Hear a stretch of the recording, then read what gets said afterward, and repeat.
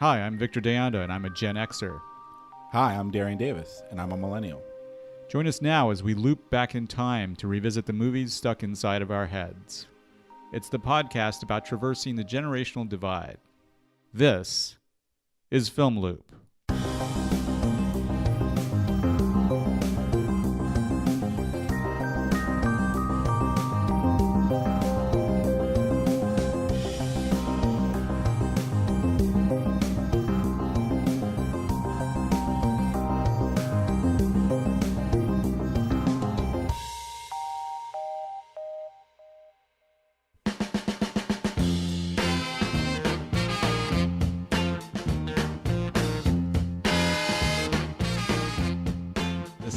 Christmas episode of Film Loop. Welcome, everyone. Merry Christmas! And a Happy New Year. Wow, what do you like about the holidays, Darian? Can we do Christmas stories real quick? Sure, why not? We'll just talk about Christmas for a minute. You know, I love Thanksgiving because we get to eat, but Christmas is something else. You know? The warm, fuzzy feelings. You know, you're spending time with your family, you know. Traditionally, you know, it's Christmas Eve at my parents' house and everybody's together and we're laughing and we're watching movies and we usually do White Elephant and we share presents. And it's just a great time. Nice. Christmas time. You got any story? I know you got some good stories of Christmas. Good Christmas stories, huh? I can remember the year I wasn't into Christmas. I must have been a teenager. I just was not into it. I mean, our tradition was we would go to like a midnight mass. Oh, yeah. My parents and my sister and I. Mm-hmm. And then once we got home from mass, which was usually about 1:30, my parents usually wanted to open the presents. And this year, I was not having it. Oh. This year, I was like, whatever, I'll see you in the morning. I didn't want to open anything. My parents were like, come on. And I'm like, nope, I'll see you in the morning. Good night. And so the next morning, of course, I woke up and I was like, okay, maybe I'll open some presents. Wow. Yeah. Just you know, fighting the man on that one. Yep. That was that one year. Interesting. Yep. Yeah. My Christmas story is I remember specifically the moment where I realized Santa Claus was not real. Oh. What age was that?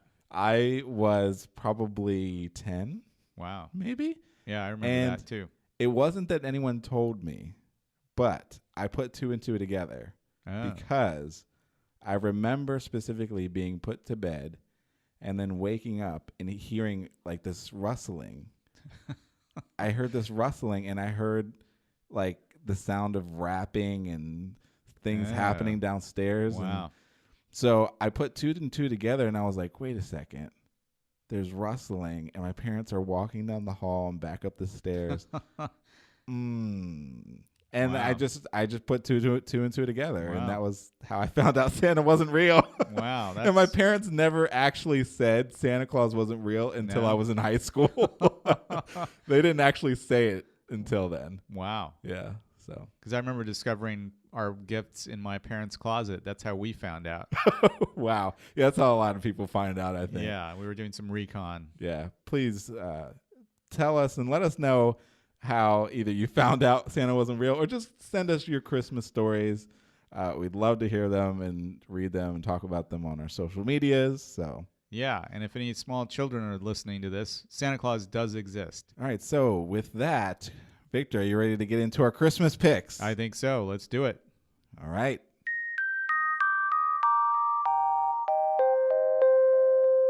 Okay, so Darian, what gift have you got this episode?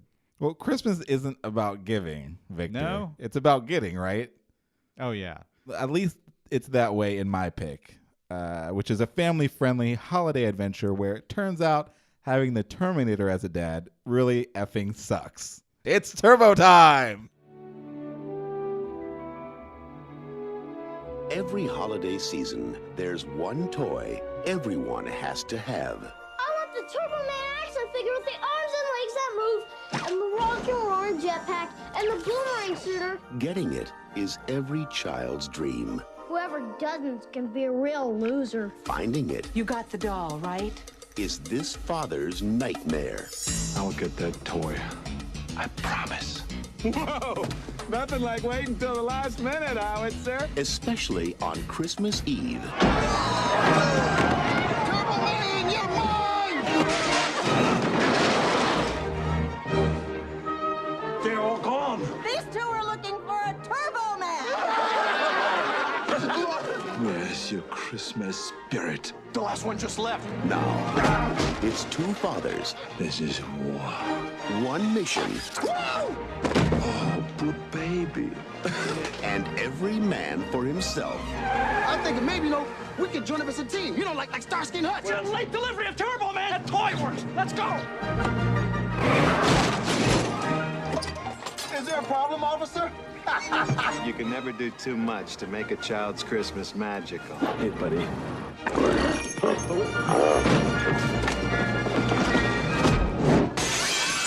From the director of Mrs. Doubtfire. You want a Turbo Man for Christmas? Forget it. I'm not going to sit in your lap. Tony, show him. That was taken this morning. And from the director of The Flintstones. Don't open that up. No. Of course, there's some assembly required. You know what you guys are? Nothing but a bunch of sleazy con men in red suits. Arnold Schwarzenegger.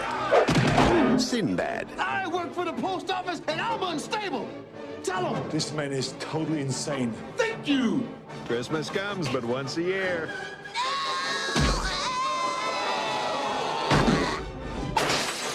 Jingle All The Way. You picked the wrong day. Yes, that's right. This is Jingle All the Way. Nice. This is, yes, a classic from my childhood.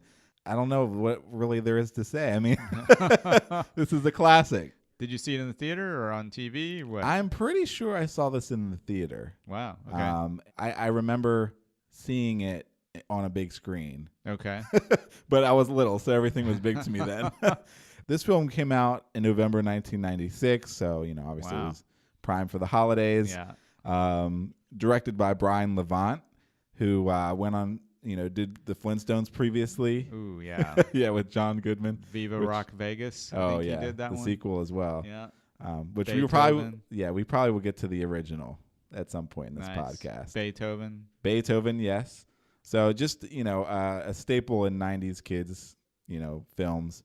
It's written by a guy named Randy Kornfield, but even more importantly, produced by Chris Columbus and Mark Radcliffe, who, did the Harry Potter series, Home Alone. I mean, they were responsible, again, for most of my childhood. This film, basically, the synopsis around this movie, is a father, played by Arnold Schwarzenegger, vows to get his son a Turbo Man action figure for Christmas. However, every store is sold out of them, so he has to travel all over town and compete with everybody else in order to get one. Including Sinbad. Yeah, including Sinbad, who is becoming a perennial in our podcast. Yeah. He's becoming a running theme in our show. Yeah. So in this film, he plays a postal worker, right? He's a postal man, postman. So Victor, we're gonna get through some more of this, but just give me your general thoughts. General thoughts on the movie was pretty bad acting from Arnold. Oh yeah. I think this was the last comedy he made, if I'm not mistaken. Oh, you know, he'd done Twins. Yes. What's the one where he gets pregnant? Was that Twins? That a different was one. That was Dad Mom. I can't remember. I don't know. Anyway, so just horrible acting on his part. Also, Jake Lloyd. Yeah. God awful in this Anakin. movie. Yeah, but he's from god Phantom awful. Menace. Oh yeah. And then I was like, what is Rita Wilson doing in this movie? I mean, she's better than this, right? Yeah, and she struggled.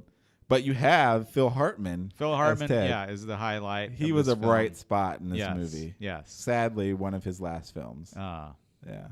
Rest in peace, Phil. Yeah. But you have Robert Conrad as Officer Hummel. Right. Yeah, I thought he was a little over the top. Yeah.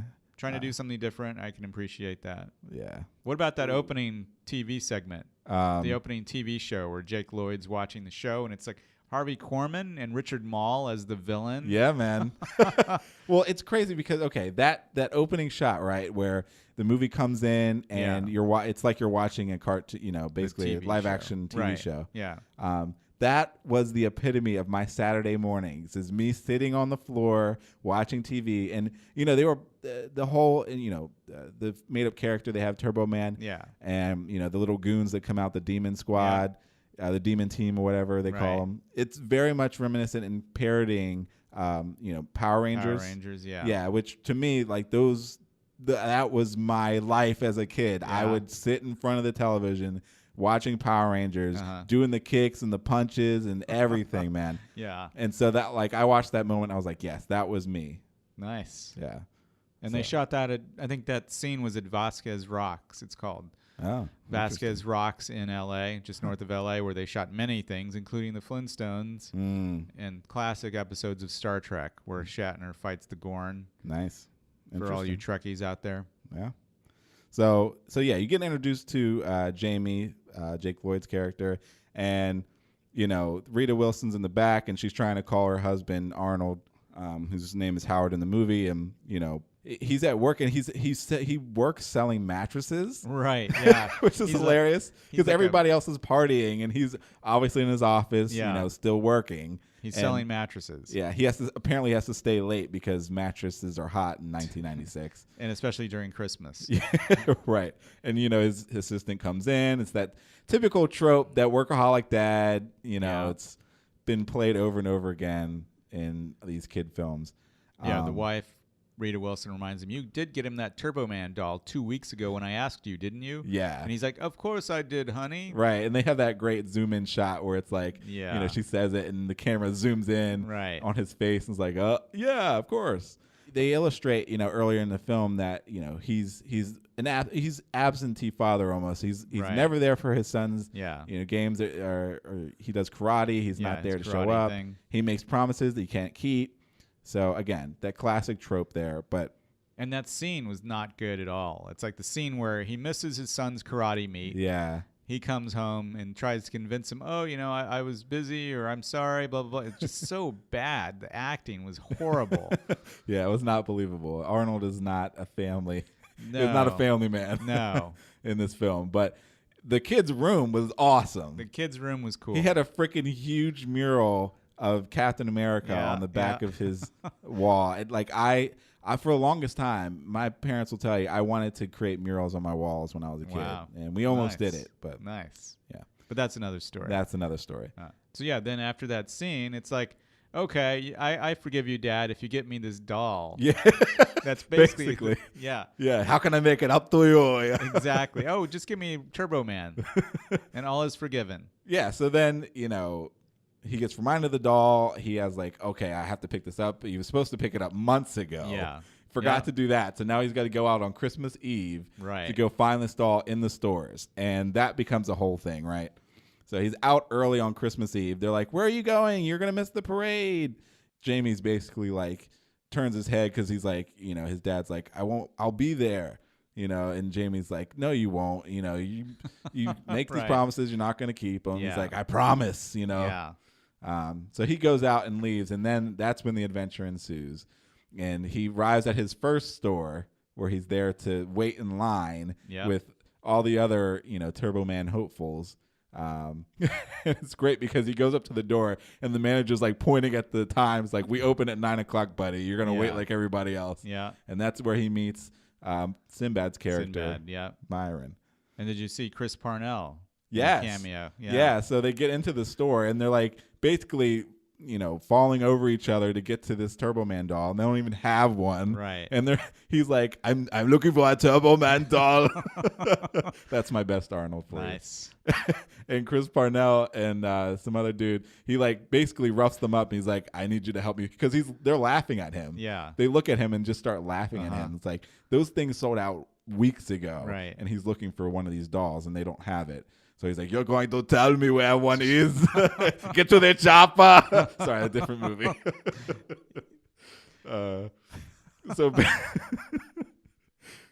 So basically, Arnold basically roughs them up. And so he's trying to find this doll, and he's running around town. And Sinbad's character tags along because he's in the same spot. He's a dad who was supposed to get this doll for his kid a long time ago. Yeah. Which, can I also mention, they call it a doll in the movie, but it's an action figure. I just want people to know that. Yeah, it's kind of big to be an action figure, I thought. Oh, it's a huge action figure. But it's like almost G.I. Joe size. Yeah, I guess so. Yeah. Anyway. So him and Sinbad start competing to see who gets the doll first. Yeah, they're like jumping from store to store, using the phone book to call up toy stores. This is before cell phones, right? Yeah. Or about the same time. Well, yeah. I mean, the guys tell them that one woman had just left with one on layaway. Oh, and so Arnold's running after the car. Yeah. And, you know, Sinbad basically like hits him with his postman bag. I need that doll. Yeah. And so they're running after the car. Yeah. And they can't catch up. And the woman's like in the car. She sees Arnold running behind and she like speeds up. Yeah. It's great. So they're down on their luck. They're like calling, and you know, Sinbad's like, "Hey, let's just team up. Why don't we just like do this together?" Yeah. And Arnold's like, "No, I don't want to do this. You know, can't you see I want to do this by myself?" Yeah. So basically, they overhear this one guy, this other lonely guy, trying to like get a doll for his kid, and he's like running by. He's like, "They got another stock over at such and such place," Right? And they overhear him, and you know. It turns out it's a lottery. Yeah, it's that scene is so great. So they go to the mall to this store, and basically it's a lottery, like you said. There's the manager standing on a chair with like a little toy microphone. He's like, "All right, everyone settle down now. You have to get this ball, and we're going to get in a nice orderly line now, and the price is now tripled." Yeah. And everybody's like, you know, getting mad. And he's like, "We have these nice Booster dolls, though," which is like Turbo Man's sidekick. Right. Yeah. And they're like, "We don't want Booster." Right. They want the Turbo Man doll.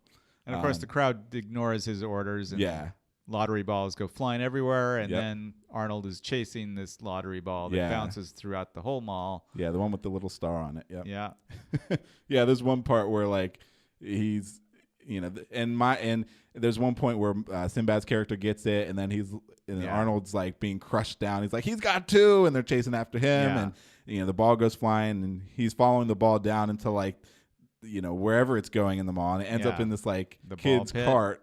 Oh yeah. Well, it ends up in the kid's cart, right. and this little girl has the ball. Yeah. So Arnold's chasing the little girl through the mall, and then ends up following her into the ball pit. Yeah. And she puts the ball in her mouth, and now Arnold's grabbing at her. Yeah. And then all the moms are like beating him and calling him pervert, and you know. Right. So, needless to say, it doesn't work out for him there. Then he meets the Santa. Yes, played by Jim Belushi, precursor to True Lies. I don't know. I can't remember what year True Lies was. I think it was later. Huh. Interesting. Yeah. They would team up again in True Lies. Nice. Nice little call out there. Yeah. So he meets up with Jim Belushi, who plays, you know, the mall Santa, and his little elf, which is Danny Woodburn. Huh. Yeah. And it wasn't Vern Troyer? No, he comes up later. Okay. Yeah. So that's right. Okay. Yeah. So, you know, basically this Santa's like, "Hey, you know, you looking for a Turbo Man doll?" And Arnold's like, "Basically, beat it, buddy. I don't need your help from you." and they basically it's like, you know, it's like an underground operation. Yeah, it's an underground Santa network. Yeah, and I love the part where the elf is like holding up the picture of him. This is today's newspaper. Yeah. And it's him holding a Turbo Man doll with today's newspaper. It's great. So he takes them to like this warehouse where all these other like shady Santas are like putting toys together. Yeah. And you know, he knocks on the door, and the password's "Jingle Bells, Batman Smells." Yeah. Classic. And he sells them the Turbo Man doll, but it speaks Spanish. Yeah. Right? Yeah, and it doesn't work, and it's like falling apart, and you know, he has to pay like $300 for it. Yeah. You know, and he gets the doll, and it's falling apart, and he tries to, you know, "I'm not buying this," and he's like, "Hey, no, you know, all sales are final." Basically, he gets violent, and you know, starts yelling and screaming, and they call in the big Santa. Yeah, I like the big fight scene there with the big Santa. Yeah, who's apparently some big WWE wrestler. I don't know, you know, the Giant or something. Huh? Yeah, from the '90s. I like the elf. Did he have the candy cane nunchucks? Oh yeah, yeah, that was great. And then I love when I laughed out loud when the big guy, the big Santa, kicks Vern Troyer accidentally, and he goes flying across the warehouse. Yeah. Yeah. Yeah. That is a classic moment. Slapstick. Yeah, it's great. So basically, right on cue, the police arrive, and they're like, "It's the Grinch, scatter!" Yeah. It's great. So, so basically, Arnold, still out of luck, can't find a Turbo Man, and the car runs out of gas. So he's got to push the car all the way home. How he gets home in just a matter of what is probably an hours doesn't seem realistic because it should be night by the time he gets home if he's pushing his car. Anyway. Right. And then, he runs into Ted, and Ted is basically meanwhile like taking over his household. He's like in the kitchen, he's like making his wife's cookies, and there's one point where Arnold calls the house and is like, "Put my wife on the phone." Yeah. She's in the shower. Yeah, she's like he's like, "Howard, your wife's cookies are amazing." Now this was PG or what? Oh yeah, it was a PG film. It was probably even G. So yeah, Phil Hartman's playing like kind of a lecherous single dad, newly in the neighborhood. divorced, guy who's targeting all the housewives in the neighborhood. Right. Which is, I think that was a great character and like a great script writing on that end. Yeah. So he's basically like stealing, Arnold's wife away from him. Yeah. Or trying. Right. Trying to. So Arnold arrives home and, he's had enough. So, and he sees Phil Hartman's character Ted putting the star on top of his tree. Yeah. So he's like, you know what? I'm gonna steal his Turbo Man doll for his son because he remembers from the beginning that Ted said, "Yeah, we got one weeks ago. It's nestled safely under our tree." Right. Yeah. That was a good impression. That was pretty good. Yeah. So Arnold goes over, steals the freaking doll from under the tree. Yeah. There's this great little moment where the carolers are singing and he, basically sets fire to one of the, set pieces. I think and it then was the like reindeer shows up. Yeah, the reindeer shows up and, he drops one of the wise men's heads into the flame. Of course, it's got to be the dark-skinned one, but we won't go there. and then he drop kicks it through the window. Yeah, and they're singing, "Now bring us some figgy pudding." Yeah. And the flaming brown thing falls into their, vicinity, and they scatter. Yep, that was funny. That was a good moment. And then they find him, catch him red-handed with the doll in his hand, and there's a moment where Rita Wilson's character, like she's like the most kind of fickle, character in the whole movie. She's just like, I'm gonna go to the parade with my son, and I don't want to hear it from you anymore. And it's like, but as soon as you will see later in the film, he's a hero. She's like, oh, that's my husband. It's a mess. I mean, she's had enough. Yeah, of his stuff. Right. And then where's the scene where Arnold's using a payphone?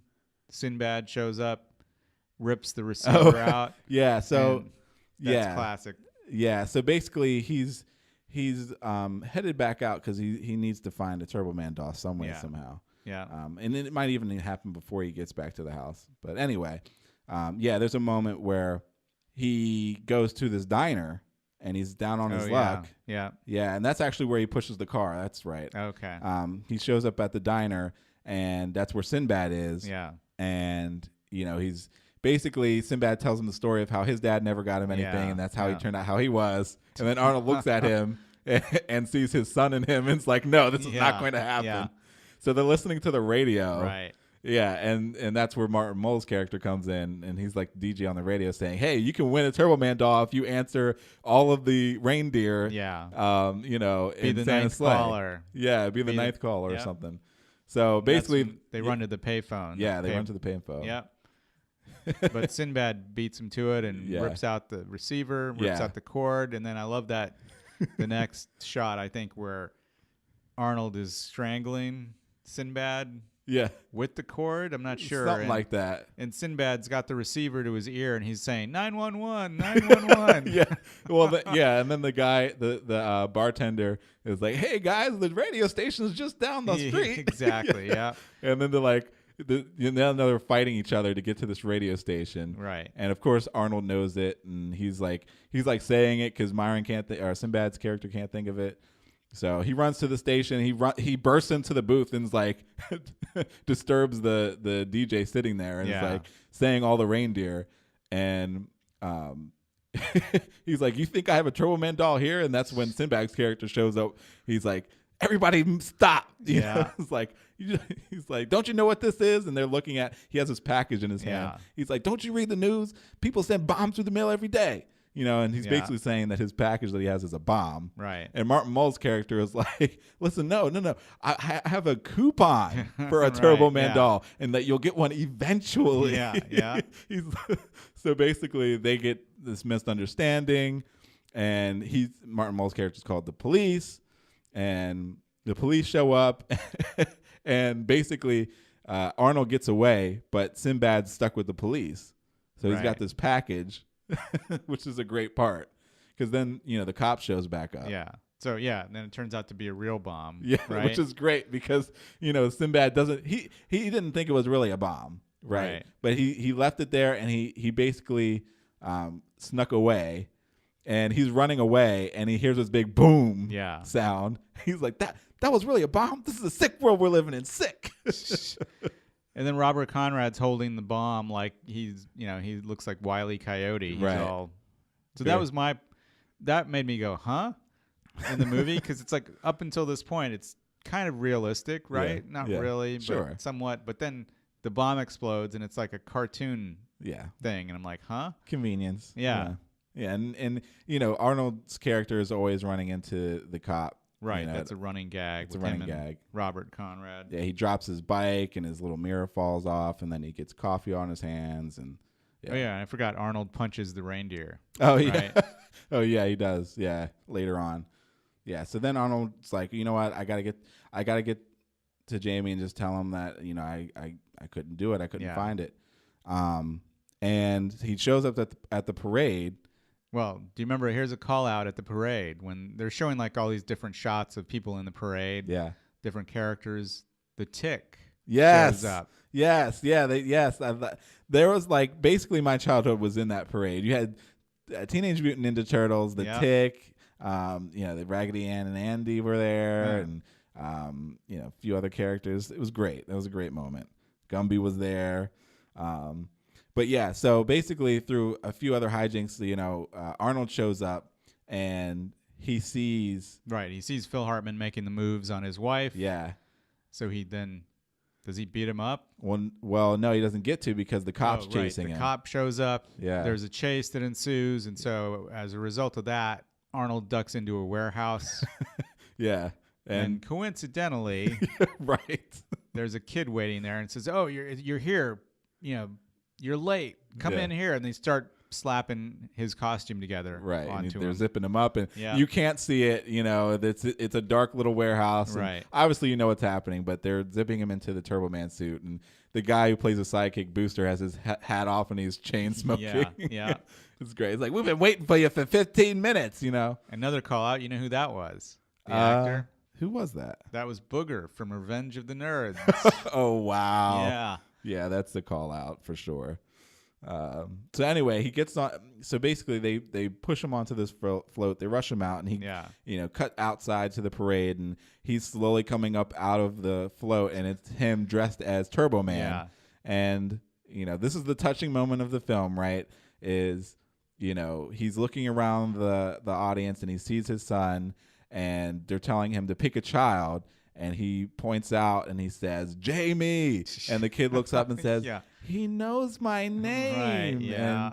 And, basically it turns out, his dad was his hero after all, right? Now, didn't Jake Lloyd notice that it's his dad inside the Turbo Man costume? Or Rita Wilson doesn't realize it either? It's the Superman effect. It's the Clark Kent effect, right? I guess so. It's like you wear a pair of glasses, nobody can tell who you are. So then there's the whole hijinks where Arnold's got to figure out the jetpack. Yeah, because he's flying around. And again, straining credibility yet again, where he flies up into the stratosphere, right? And then makes no sense. No. Yeah, because Myron's character, or Sinbad's shown back up as playing the villain of Turbo Man. Yeah. Yeah, and so he's like trying to, because the Turbo Man at the parade gets a special doll to hand to one kid, and he picks Jamie, of course. Right. And he runs up on the float, and Sinbad starts all these hijinks, and Jamie's hanging from the roof of a building at one point, and that's when Arnold gets on the jetpack and finally gets his son, catches his son. Yeah, and saves the day. And even Sinbad wins out in the end because Jamie's like, I don't need this doll. I got the real thing at home. Yeah. And this is corny ending. And what about the after credits thing? The after credits scene. The post credits scene. Even worse. I thought it was hilarious. Yeah, because at the end of the credits, it's Christmas Eve and they're getting ready, and Arnold's putting the star on the tree. Putting the star on the tree, and then once they're done, Rita's like, thinking about all this trouble you went through just to get, our son, our son a present. It got me thinking, what did you get me? Yeah, and then there's a crash zoom into Arnold's face, and he's like, huh? Yeah, and it's over, but bad. Yeah, again, this is not a great film at all, but this is, You watch this every Christmas? Yes, this is essential viewing for me, my wife's family, my wife. We have to watch this film. Wow. And again, there's so many great moments that we love to make fun of. Yeah, there was funny bits in it. But yeah, Arnold is not a comedic actor. No. He never was. I don't think he ever will be. So that is Jingle All the Way.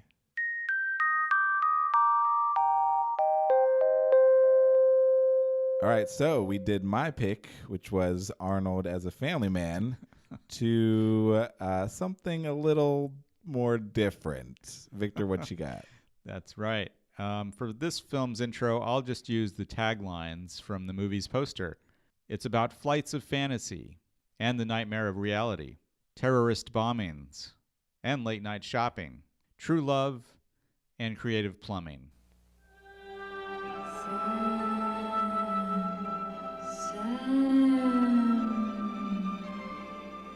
Do you wake from your finest fantasy only to return to your daily nightmare? Is your mother about to look younger than you do? Does the woman of your dreams, I love you. In my dreams, I love you. Still have a few doubts? Then it's time to take a stand. To break out of your dull, humdrum life and into Brazil. You're so pleased you could make it right this way. It's about flights of fantasy and the nightmare of reality. We're all in this together. Terrorist bombings. I don't want to get involved in anything unsavory. Hey, trust me, Jack. And late night shopping. True love. You don't trust me? Trust you? Trust you? The man who hijacks my truck, loses me my job, has every security man in town looking for me? Of course I trust you. I was only trying to help. Yeah. And creative plumbing. There's your problem. Can you fix it? No, I can't. From Terry Gilliam, director of Time Bandits, Jonathan Pryce.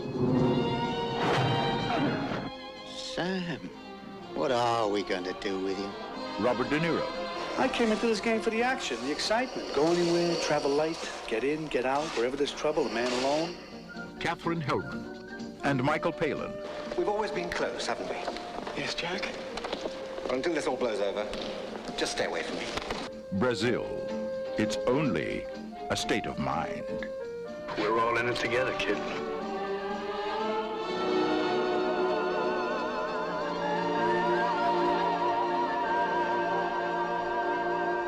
That's right, it's Brazil, not your average Christmas movie. Released in 1985, it was co-written and directed by Terry Gilliam. He did Time Bandits, Baron Munchausen, 12 Monkeys, Fear and Loathing. He was the only American in Monty Python. I don't know if you knew that. He's not British, although he just renounced his U.S. citizenship to become a fully British citizen. Wow. This film is not your typical Christmas film, as I mentioned before. It does happen around the Christmas holidays. It is a crazy movie, one of my favorites. So the movie is about a bureaucrat in a retro future world who tries to correct an administrative error and becomes an enemy of the state. It's so much, much more than that brief description. It has a great cast. Oh, yeah. Jonathan Pryce, Michael Palin, Robert De Niro, Bob Hoskins, Yes. Ian Holm, Katherine Hellman, Jim Broadbent, Yes. Kim Greist as Jill. Mm-hmm. So a little bit of backstory on the movie. Universal Studios, who distributed the movie, they didn't like Gilliam's original ending. Yes. It tested poorly. You know, they had screenings where it just tested awful. So the head of Universal at the time, Sid Sheinberg, he insisted on a re-edit with the happy ending with no reveal at the end. Right. That it was all in Sam's head. Spoiler alert. Yeah. So Sheinberg and Gilliam, basically, they battled it out over final cut as the film was held from being released. You know, Gilliam even ran a full-page ad in Variety that said, Sid Sheinberg, why won't you release My Brazil? Caused a big ruckus in the industry. Gilliam even held private screenings of the film without telling Universal what he was doing. Oh, wow. As a result of this, the LA Film Critics Association awarded Brazil with Best Picture. Wow. Of the year. And That's Universal relented, and they agreed to a Gilliam-supervised edit in 1985. So, Darian, what were your first thoughts on this film? Oh, man. Yeah, this... You know what's funny is I had this film on my radar for a very long time. Now that I had finally seen it, it was everything that I thought it was and more. And I mean that as in it was more insane of a movie than I thought a movie could ever get. Yeah.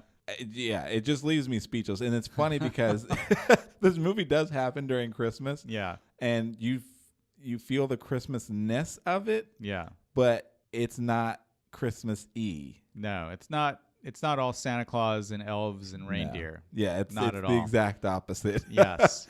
But, you know, I just got to say, I mean, you've got some characters, some character actors in here that, you know, my generation would recognize. Jim Broadbent, who plays the dad in The Borrowers. He plays Slughorn in the Harry Potter series. I mean, he's a staple for, you know, millennials. And then Bob Hoskins, who plays Mario, you know, a role that he would mirror from, you know, Brazil.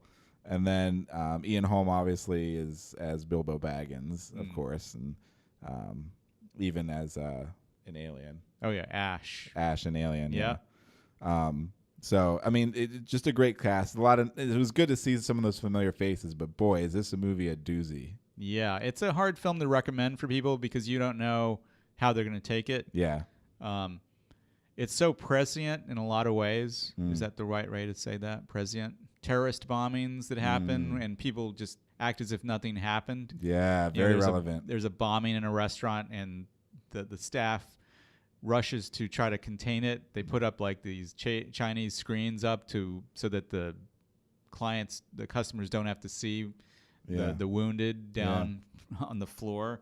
Right. But there's just all kinds of zaniness in this movie. Crazy stuff. You know, a lot of Gilliam's work, some of his ideas, you know, you saw on display during the Monty Python years, just like non sequitur stuff. Yeah. Things that seem out of place. Yeah, right. Or that kind of fool you in the beginning and then they turn into something else. Yeah, and it's almost intentional, right? I mean, I think he's trying to show you that this is obviously coming out of his imagination. It's something that's made up. It's a world that's made up and you're invited to just dive in. And I love the opening sequence where it throws you in, right? Like with no warning. Like you see these televisions and they get destroyed, and then the gorgeous neon, you know, panning of the logo. Yeah. And it's like a literal neon sign that he's panning into. Oh yeah. It's just great.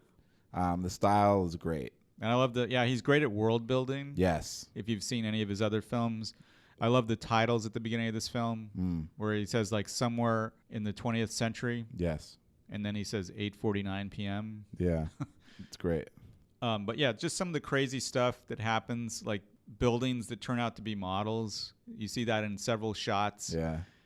Where you see people poking their heads in. Yeah. And then you figure, oh, it's a model. Right. There's that one shot where there's a worker who comes out of a building, a house, like a prefab house, and he's waving at the camera, and then the whole thing lifts up out of frame. Yeah. Turns out it's being lifted by a crane. Yeah. There's workmen in that same sequence where they're like all wearing like hazmat suits and they're playing volleyball in this factory setting. Yeah. just crazy stuff. And then talk about the dream sequences. You know, so basically Sam, played by Jonathan Pryce, he's like a bureaucrat. He works for information retrieval. Right. Or he's a clerk first, right? Right. So it's this crazy world, kind of like a steampunk world. It's got all these like old. It's like a 40s noir, but updated to like, you know, a pseudo 20th century. Yeah, lots of like typewriter keys and big magnifying glasses over the computer screens. Yep. I almost felt like it was kind of like a alternate Blade Runner world. You know, where things, you know, it's instead of dark tones, it's like pastels. Right. You know. Yeah, so he's like content just working at his normal job, boring job, because he gets to daydream. Yeah. His mother, played by Katherine Hellman, wants him to do better. Yeah. Wants him to be a more important person. Yeah. So she's always trying to get him a promotion. She gets him a promotion. He keeps refusing. Yeah. Ultimately, he decides, while he's following up on this clerical error, he sees Kim Greist, who plays Jill. He sees the woman in his dreams. Mm-hmm. He decides to accept the promotion and go to information retrieval. Right. And then that's the whole other level to this film, is just the bureaucracy of everything involved. Everything has you've got to sign 3 documents for everything. Yeah. Well, like you said, the bureaucracy and you know, the bigger statements. One of the things you mentioned earlier was Sam's mom. Yeah. And I love that scene, which is iconic for this film, which I've seen this shot other places, but when Jim Broadbent's character is pulling her face back. Yeah. It's literally, he has fistfuls of her skin in his hands and he's pulling at her cheeks and pulling the skin back. It's like, if for my Doctor Who fans out there, it's like Cassandra, you know, where it's like that whole same idea of like, you know, materialism and that superficial, you know, the value in the superficial and that whole statement. She just wants to stay young and whatever the cost. Yeah. And you see the other side of that with her friend, her woman friend, who's like, just gets worse and worse. Yeah. But so Sam's just content to daydream, and the dream sequences are amazing. Yeah, those are when great. I saw this, it was like, wow, where he's like flying, he's got a suit of armor, and of course he's looking for Jill. Mm-hmm. She's trapped, and he's got to face all these obstacles to try to get her. Yeah. The set production was incredible. Production design, was amazing. But what was up with all the ducts? Like all of the like, you know, ducts. Yeah, that's just the heating ducts and the air ducts. Yeah, that's all just part of this world. Yeah. You know, it's all, I mean, like you hear his heat when his HVAC system goes out of whack. Yeah. You just hear all these groans. It sounds like a wounded animal. And that's when De Niro shows up. Yeah, as Harry Tuttle. Yes, Harry Tuttle. Not Buttle. Right. And he fixes it with this one little piece, right? And it's like, it's all done. Yeah. So it's just this crazy world where there's all kinds of weird contraptions. And well, because he's a rogue engineer, right? Because you can't have that in a world of bureaucracy. Exactly. You can't have people working outside the system. Yep. You know, but he used to work for Central Services, but he no longer does, and he's like a rogue. Yeah. And he's one of many. Yes. Who do that. Yeah. And you know, Bob Hoskins' character shows up as the actual engineer to fix his house, and he's like, "What? You know, what do you mean it's already fixed? You know?" And Sam has to send him away because he comes when Harry is there. Yeah, yeah. He has to send him away and tell him, well, you know, did you have this paperwork to sign? He got him with the paperwork. Right. Well, I like that scene because his Bob Hoskins' work buddy. Yeah. When he says, "Do you have a triple Z form or whatever it is, ZB5?" And then his buddy just starts like going into convulsions. He's like, "Oh, you know." Yeah. What was up with that? He's like, "Look what you did to him," because he's freaked out by all the forms, I guess. Oh, wow. Yeah. Yeah, that's crazy. So that's classic. De Niro pulling a cameo there. Yeah, it's good. He's in a couple of scenes in the film. Yeah. But even like Sam's house, like the way it's all automated and stuff like that, you know, Yeah. that futurism showing its very forward itself there. Yeah. I love reading all of the different signs too. Yeah. In all the different scenes. Yeah. Like the truth shall make you free and loose talk is noose talk. Exactly. There's another one that's suspicion breeds confidence. Yeah. It was great.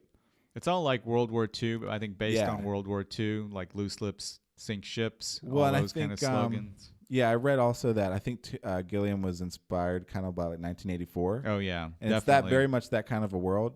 Yeah. But yeah, it's a lot of different statements about the normalization of violence. Yeah. And how we try to cover it up, and terrorism, bureaucracy. Yeah.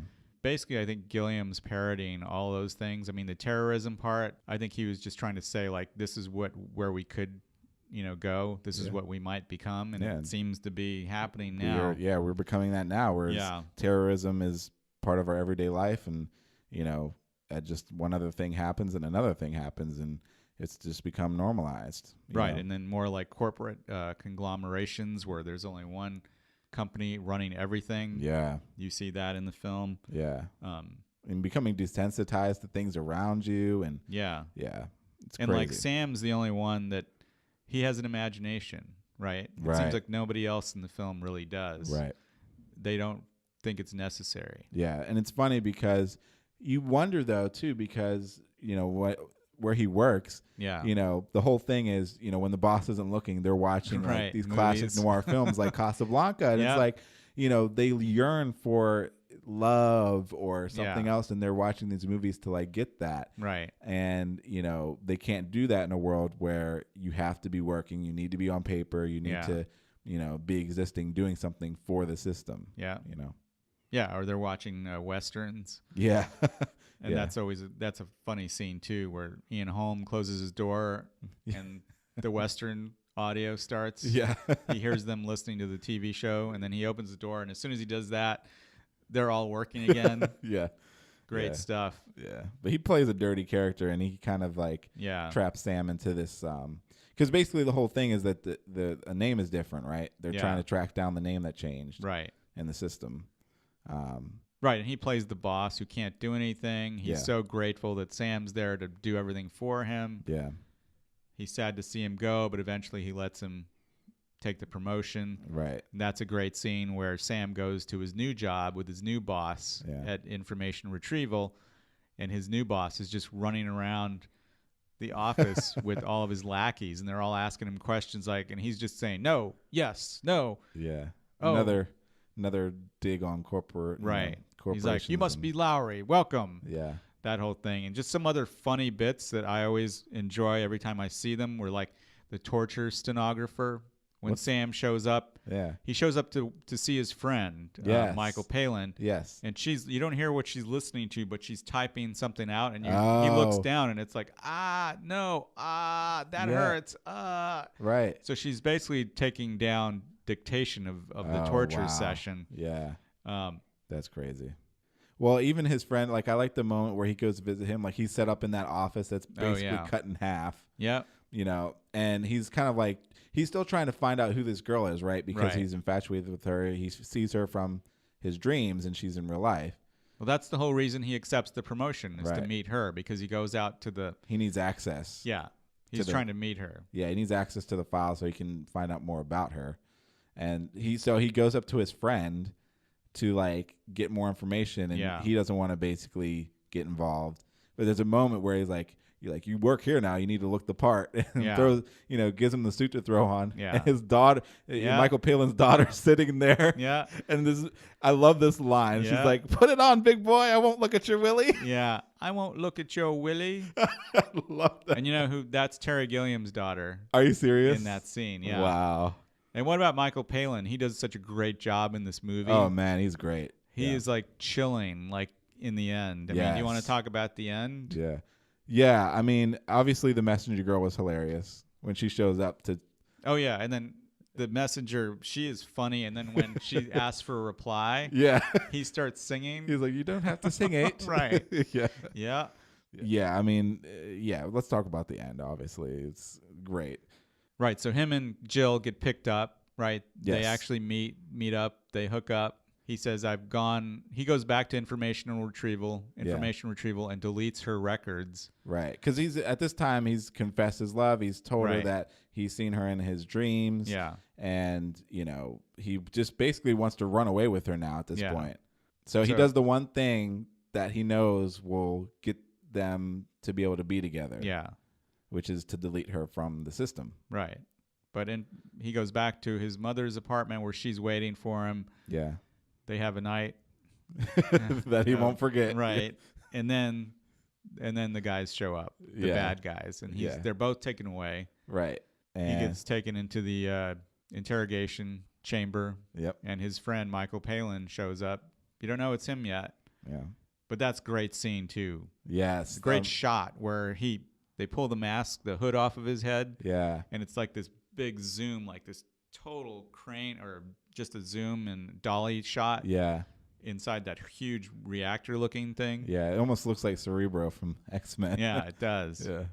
And then Michael Palin shows up, and he's got that weird, creepy baby mask. Right, yeah. Which is supposed to dehumanize him to, like, do this torture on these people. Yeah, and then he notices that it's Sam, and he kind of stumbles. Yeah, the way he's shaking. Yeah. That scene is just, chills. Yeah, just little things like that. And then, of course, Harry shows up. Yeah. He shows up to like bust him out of there. Yeah. And then that's when the whole crazy confusionness ensues, where it's like you're not sure if it's reality or a dream. Right. And then you wonder, okay, well, now where am I in this film? And this is when a lot of the Christ symbolism starts showing up in this film as well, because then his mother's died, and you see the cross, and they go to church, and there's a moment where they pan back to him after he's gone through all of this dreamlike stuff, and you realize he was just gone. Right. Like he's just been dazed because he's been tortured, essentially, and he was in the chair the whole time, and they never escaped. Because in this moment, he's like he has escaped with Jill. Yeah. And they're off living in the countryside somewhere. Yep. It's a happy ending. It's a happy ending. But so that's originally where Universal wanted to end the movie. Right. But Gilliam fought for the end after that, where you realize that he just snapped. Yeah. And he's living inside his head. Right. And I mean, you also see evidence like on his hand. Yes. That he wasn't tortured that much at all. Right. You know, Michael Palin maybe drilled into his hand briefly. Yes. But then you see the president of information retrieval and Michael Palin and looking directly at Sam and saying, "Oh, I think we lost him." Yeah, and it's interesting. That's where the Christ symbolism comes from. Is like Sam's supposed to be the savior of this world, you know, and he couldn't even save himself. Right. You know, it's just the irony there. I thought was really interesting. You know, because he had obviously the drill in his hand is similar to that. I hadn't thought of that. Yeah, think about it. Talk to Gilliam. He knows.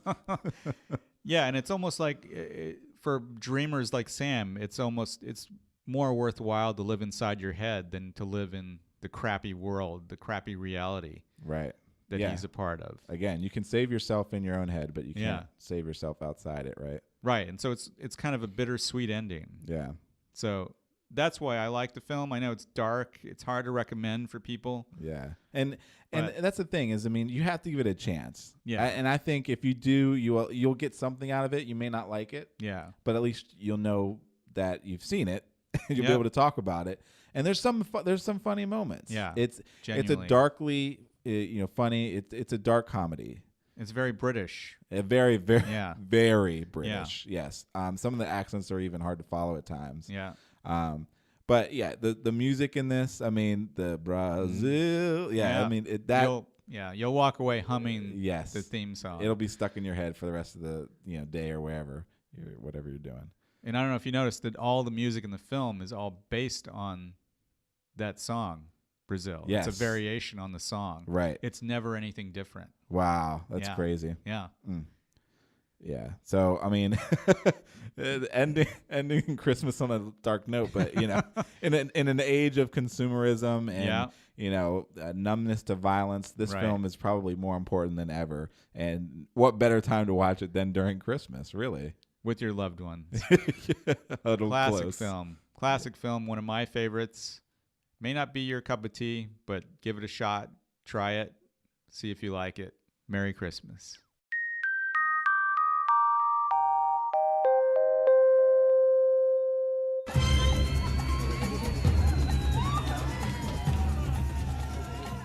All right, well, what a Christmas we've had here on Film Loop, Victor. Yes. It's been one for the ages. Certainly has. Yeah. We just want to wish a Merry Christmas to every one of our listeners out there. Happy holidays, Merry Christmas, Happy Hanukkah, Happy Kwanzaa, Happy Festivus, or whatever non-committal holiday greeting you want to share. We really appreciate you guys, and thank you for listening, and we look forward to bringing you more in the new year. Indeed. Hope you all have a Merry Christmas and a Happy Holiday, Happy New Year, and all that good stuff. Great. Join us next time when we talk about a puppet who wants to be a boy and a movie that was made from a board game. See you then. Have a Kung Fu Christmas.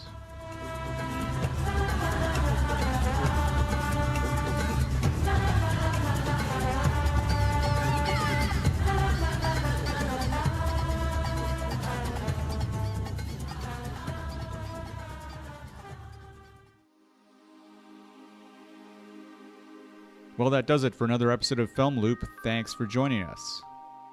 If you like what you heard, leave us a review on iTunes. It really helps us out a lot. For references and links mentioned in this episode, visit us online at filmloopshow.com.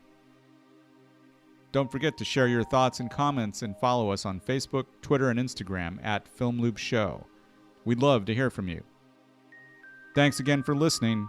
See you next time on Film Loop.